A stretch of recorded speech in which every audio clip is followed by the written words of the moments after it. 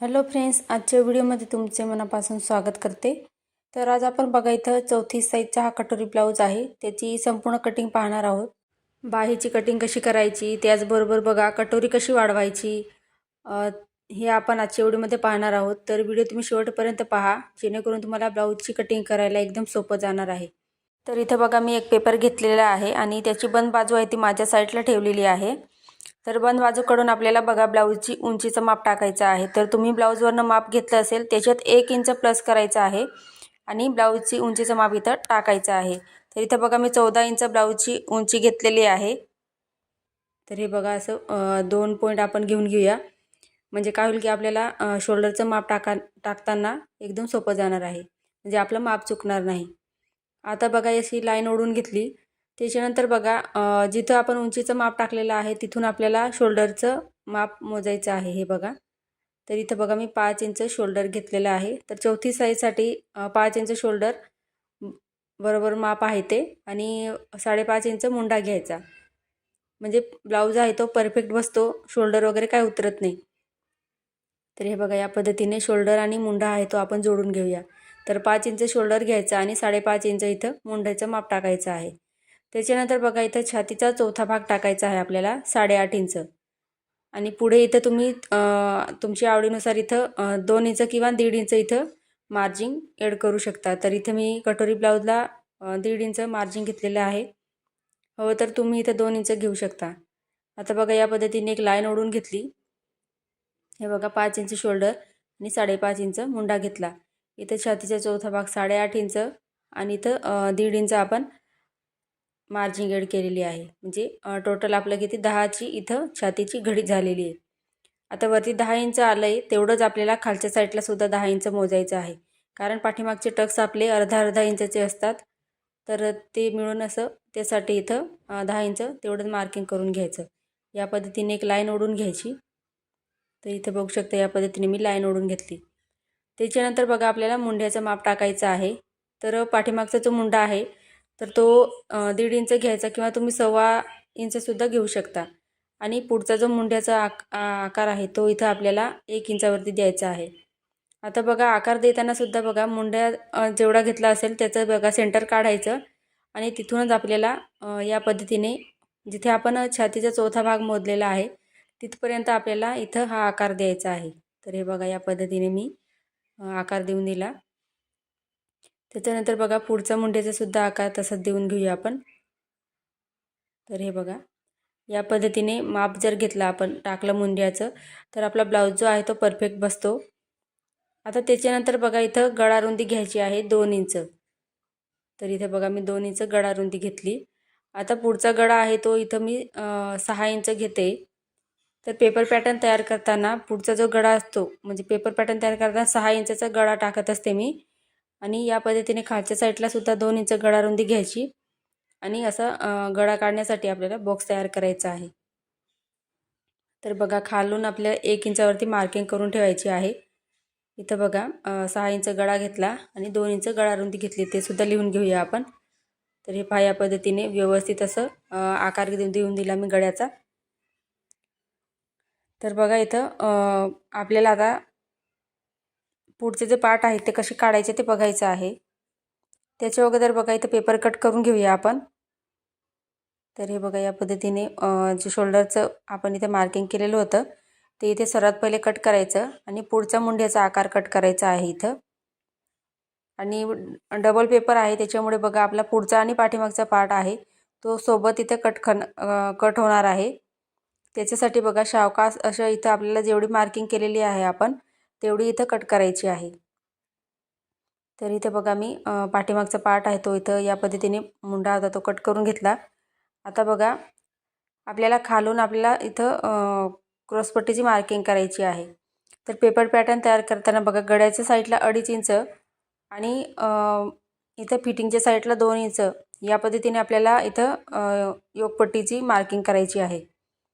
तर हे बघा मी लाईन ओढून घेतली, आणि किंचित थोडासा असा बघा कटोरीचा आकार आपला जो शेप राहतो तो या पद्धतीने देऊन द्यायचा, म्हणजे ब्लाऊज एकदम व्यवस्थित बसतो।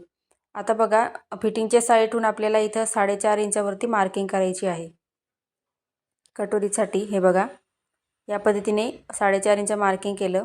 आता इथे बघा जे क्रॉसपट्टीसाठी मार्किंग केलं होतं ते लिहून ठेवलं. म्हणजे तुम्ही जरी वहीमध्ये डायग्राम काढत असाल कटोरी ब्लाऊज कसं तयार करायचं तर तुम्हाला सोपं जावं यासाठी. आता बघा जसं मार्किंग केलेलं आहे मी तसं त्याच पद्धतीने एक लाईन ओढून घेतली. 4.5 इंच आपण मार्किंग केलं त्यात तिथपर्यंत आणि एक तिरकस अशी वरती बघा 1 इंचाची मार्किंग केली होती आपण. तिथे या पद्धतीने एक लाईन ओढून घेतली. म्हणजे आपले काय होईल की कटोरीची शेप इथं व्यवस्थित आपल्याला देता यावा यासाठी. तर आता बघा इथं सर्व मार्किंग झालेले आहे आपलं. हे 34 साईजचं साईड पीस आपलं तयार झालेलं आहे. आता बघा इथं तुम्ही जर इथं मार्किंग कसं केले ते तुम्हाला समजत नसेल तर बघा 34 34 भागिले 4 करायचं. त्याचा चौथा भाग निघतो आणि 1.5 इंच त्याच्यात मार्जिन ॲड करायची म्हणजे 10 इंच इथं आपलं तयार होतं. तर हे बघा या पद्धतीने आपलं पुढचं जे पार्ट होतं ते कसे तयार करायचे ते पाहिलं आपण. आता याची कटिंग करून पाहूया. तर बघा इथं पुढचा आणि पाठीमागचा पार्ट जो आहे तो मी इथे सेपरेट करून घेते. तर हे बघा आता हा पाठीमागचा पार्ट आपण ठेवून देऊया आणि पुढच्या भागाची इथे कटिंग करून या. तर सर्वात पहिले बघा इथं पुढचा जो मुंड्याचा आकार आहे तो सर्वात पहिले कट करायचा, जेणेकरून आपलं इथे साईड पार्ट जे आहे ते आपलं व्यवस्थित निघेल. त्याच्यानंतर बघा क्रॉसपट्टी कट करायची. जसं आपण मार्किंग केलेलं आहे त्याच पद्धतीने इथे कटिंग करायची आहे. आता पुढचा गळा आहे तो इथे मी कट करून घेते. तर हे लक्षात ठेवायचं की पुढचा आपण इथं पेपर पॅटर्न तयार करताना पुढचा जो गळा आहे तो 6 इंच घ्यायचा आहे सर्व मापांसाठी. फक्त काय करायचं की हाईटला जर कमी असेल तर उंचीमध्ये जर एखादी बाई कमी असेल तर तिचं फक्त 5.5 इंच पुढचा गळा घ्यायचा आहे. तर हे पाहता इथं आपलं साईड पार्ट तयार झालेला आहे. उंचीसुद्धा टाकून घेतली म्हणजे आपल्याला पुढच्या एखादा ब्लाऊज आला तर त्याच्यासाठी हे पॅटर्न यूज करता येईल. आता इथं बघा कटोरी आपण कशी काढायची ते पाहूया. तर सर्वात पहिले बघा इथं गळा रुंदीची मार्किंग करायची आहे, जेवढी घेतली होती तेवढी, आणि तिथूनच खालच्या साईडला 1.5 इंचावरती मार्किंग करायची आहे. आणि हे बघा या पद्धतीने आपला पुढचा जो गळा राहतो त्याचा शेप द्यायचा आहे म्हणजे गोलाकार. आता बघा 1.5 इंच मार्किंग केलं, तिथून खालच्या साईडला 4.5 इंच मार्किंग केलं मी आणि तिथून बघा आडवं माप घ्यायचं आहे 7 इंच आणि या पद्धतीने एक लाईन ओढून घ्यायची. तर बघा मी या पद्धतीने इथे लाईन ओढून घेतली. आता जे आपण 7 इंच खालच्या साईडला लाईन ओढून घेतली आहे तर मार्किंग केलं आहे तिथं आपल्याला बघा सेंटर काढायचं आहे. तर जिथे इथं सेंटर काढला आपण तिथून आपल्याला पुढे काय करायचं आहे बघा. तर इथे थोडंसं तिरकस वाटतं आहे, मी इथं चेक करून घेते. तर हे बघा की जे थोडंसं एखादी लाईन आहे ती जास्तीची आपल्या इथं तिरकस मार्किंग केलेलं होतं, तर या पद्धतीने चेक करून घ्यायचं आहे. तर हे बघा आपलं सेंटर इथं निघालेलं आहे. हे 7 इंच घेतलं आणि त्याच्या मध्ये काढला आपण. आता जिथं आपण सेंटरची मार्किंग केलेली आहे तिथून बघा खालीपर्यंत आपल्याला 8 इंचावरती मार्किंग करायची आहे बघा, वरून टेप ठेवून. आणि या पद्धतीने खाली आहे ते आपल्याला जोडून घ्यायचं आहे. बघू शकता तुम्ही या पद्धतीने. आता हे 8 इंच आपण वरून मोजलं. आता 2 इंच गळा रुंदी घेतली होती आणि या साईडला बघा आपण 1.5 इंच मार्किंग केलं आहे. तर 1.5 इंच ते सर्व साईजसाठी आहे आणि गळा रुंदी आहे ती बदलत राहते.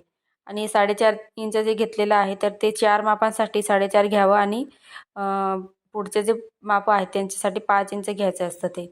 आता बघा या पद्धतीने आपल्याला कटोरीचा जो शेप आहे तो द्यायचा आहे. त्याच्यानंतर बघा सर्वात महत्त्वाचं म्हणजे आपल्याला इथे जे आपण साईड पार्ट होतं ते कट केलं होतं तर ते कटोरीला लावून पाहायचं आहे.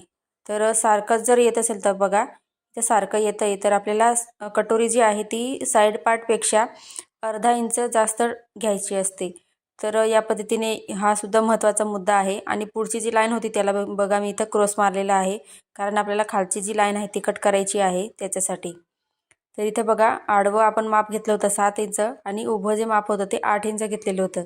तर या पद्धतीने बघा आपली कटोरी इथं तयार झालेली आहे. आता कट करून घेऊया आपण.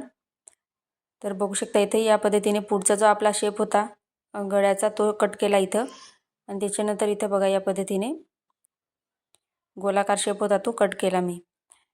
तर जशी मार्किंग केलेली आहे तशी इथं कट करून घ्यायची आणि हे लक्षात ठेवायचं की साईड पार्टपेक्षा आपली कटोरी जी आहे ती अर्धा इंच जास्त घ्यायची असते. आता इथं बघा आपण बाहीची कटिंग पाहणार आहोत.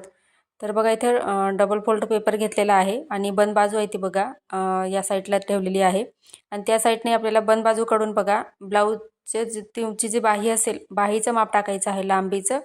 तर 4.5 इंच मी बाही घेतलेली आहे, बाही लांबी. त्याच्यानंतर बघा इथं आपली छातीची घडी आपण मार्जिंग सहित 10 इंच घेतलेलं होतं. तर बाहीची घडी टाकताना काय करायचं, त्याच्यातून 1 इंच मायनस करायचं आहे. म्हणजे इथे 9 इंच आपल्याला बाहीची घडी घ्यायची आहे. तर हे लक्षात ठेवायचं, हा सुद्धा महत्त्वाचा मुद्दा आहे. तर कोणत्याही साईजचे तुम्ही जर बाहीची कटिंग करत असाल तर याच पद्धतीने तुम्ही मापं टाकायची आहे. आता बघा वरून मी इथं 2.5 इंचावरती मार्किंग केली बाहीचा शेप देण्यासाठी. त्याच्यानंतर बघा आतल्या साईडला 2 इंचावरती मार्किंग करायची. तर हे बघा 2 इंच जे घेतलेले आहे ते सर्व साईजसाठी आहे. तर हे लक्षात ठेवायचं. आता तिरकस लाईन ओढून घेतली. तिथून आता बघा 1.5 इंचावरती आपल्याला 3 पॉईंट आहे मार्किंग करायची आहे. तर हे बघा या पद्धतीने पहिला पॉईंट आहे त्याला खालच्या साईडला मार्किंग करायची 1/2 इंच आणि पुढचे जे 2 पॉईंट आहे त्यांना 1/2 इंच वरती घ्यायचं आहे. जसं मी इथं व्हिडिओमध्ये दाखवत आहे तसं. आणि या पद्धतीने बघा व्यवस्थित असा बाहीचा इथं आकार देऊन द्यायचा आहे. तुम्ही जर नवीन शिकत असाल तर तुम्ही बघा पेन्सिलचा वापर करायचा आणि जास्तीत जास्त बाहीचा जो आकार असतो त्याची प्रॅक्टिस करायची आहे. तरी बघा या पद्धतीने आपला बाहीचा शेप दिला. त्याच्यानंतर दंडघेर आहे ते 5.5 इंच आणि पुढे 2 इंच मार्जिंग घेतलेली आहे. पण बघा इथं मी बाही जशी आपण इथं बॉक्स तयार केलेला आहे तशी कट करणार आहे. बघा आता सर्वात पहिले वरचा जो आकार आहे तो इथं मी कट करते आहे. आणि इथं बघा जसं होतं तसंच मी इथं सरळ कट करून घेते, म्हणजे जेणेकरून आपल्याला पुढचे दुसऱ्या साईजसाठी जरी बाही कट करावी लागणार नाही आणि ही बाही आपल्याला यूज करता यावी यासाठी. तर इथं पुढचा जो आकार आहे तो या पद्धतीने कट करून घेते. बाही ओपन करायची, त्याच्यानंतर हा आकार जो आहे पुढच्या मुंड्याचा तो कट करायचा आहे. तर इथे बघा बाहीसुद्धा आपली कटिंग झालेली आहे. आता आपण योकपट्टीची इथं कटिंग करणार आहोत. तर 3.5 इंच या साईडला घेतलं मी. आता बघा छातीची घडी इथं 10 इंच होती, त्याच्यात मी 1/2 इंच ॲड केलं, म्हणजे 10.5 इंच मी इथं क्रॉसपट्टी काढणार आहे. तर बघा या पद्धतीने. तर जोडताना कमी नाही पडायला पाहिजे यासाठी 1/2 इंच मी एक्स्ट्राची घेतलेली आहे आणि त्या साईडला 3 इंच घेतलेले आहे. आता आपण कट करून घेऊया. आणि तुम्ही ज्या मापाचं इथं पॅटर्न तयार करत असाल तर ते माप जे आहे कटोरी बाही असो किंवा क्रॉसपट्टी पाठीमागचा पार्ट आहे त्याच्यावरती मार्किंग करून ठेवायची आहे. तर आता बघा इथं पाठीमागचा पार्ट घेतलेला आहे आपण. तर 2 इंच मी इथं गळा रुंदीचं माप टाकलं. त्याच्यानंतर गळा आहे तुम्ही तुमच्या आवडीनुसार इथं घेऊ शकता.